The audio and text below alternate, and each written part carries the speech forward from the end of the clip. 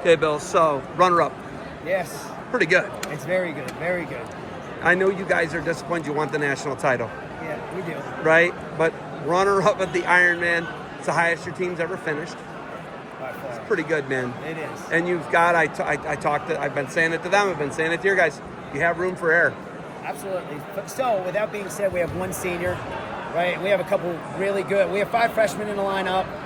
We definitely have a bright future. But we're happy. But it's like anything, right? We only have 5 placers. We brought 14. We placed second, but there's a lot of room to improve. A lot of room from now till March. So, that's the goal. We come out here to see where we're at, and we know that we have a lot of work to do. Biggest thing here, you have some disappointing losses. How do you, blood round heavyweight?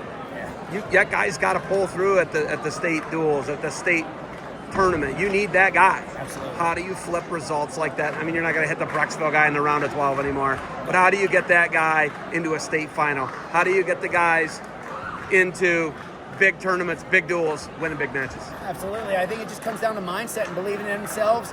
I think, Bo and Jax do such a good job. They raise everybody on the team. Everybody's trying to get to their level. Everyone's trying to wrestle at their level. So there's no doubt that heavyweight's going to be ready to go come state duels, come Powerade.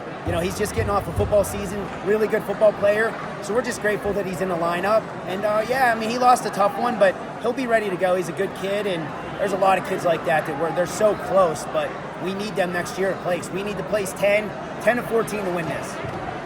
How important is it to get, especially your young guys, to do a tournament like this to kind of, test themselves out against national high-level competition? I think it's one of those. It's a double-edged sword because we have some really good freshmen in the lineup, and not a single freshman placed, and they're used to winning, right? So we got to go back and we got to reevaluate and make them understand that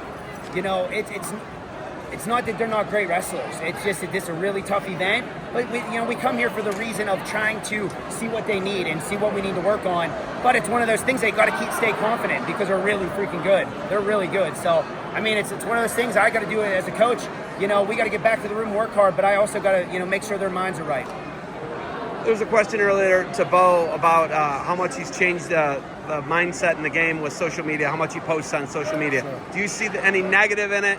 You and I have talked about this. We've talked about NIL. I was probably one of the first people you ever really talked to about this. True.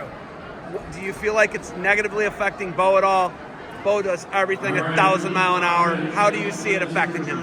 Bo does a really good job with, time management. He does a good job of setting time aside for it. And you guys saw, he's still wrestling pretty darn good. So, if his wrestling's not dropping, to me, I think it's a great thing. I think he's changing the sport. I think, a lot of little kids, a lot of new parents are looking up to him and learning a lot from him. And I know if he was a little kid and, somebody was doing that when he was younger, he would have been locked into it. So honestly, I think that, Bo's changing the sport and many things that he's doing, not only social media, but just having fun with it, getting out there, getting after it as a wrestler and, being able to do both. So how do you, especially for your really high-level guys, how do you keep them motivated when they come off a tournament like this?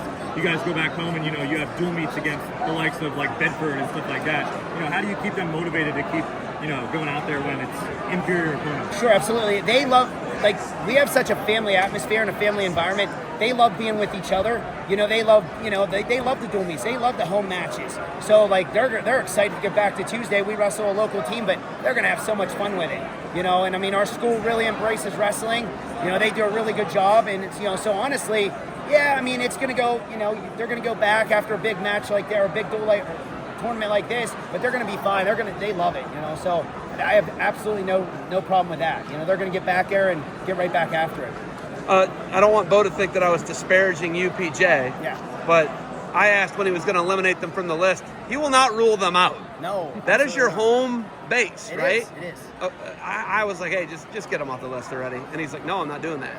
Why is it important to keep UPJ out there and push UPJ out how he is? Yeah, so, I'm sure, most people know about Coach Pecora. Coach Pecora was probably the best coach of all time as far as wins. He's a D2 coach. He just recently passed away from UPJ. 48 years. Unbelievable. The coach for Yes. 48 years. And up until the day he passed away, he was living the right lifestyle.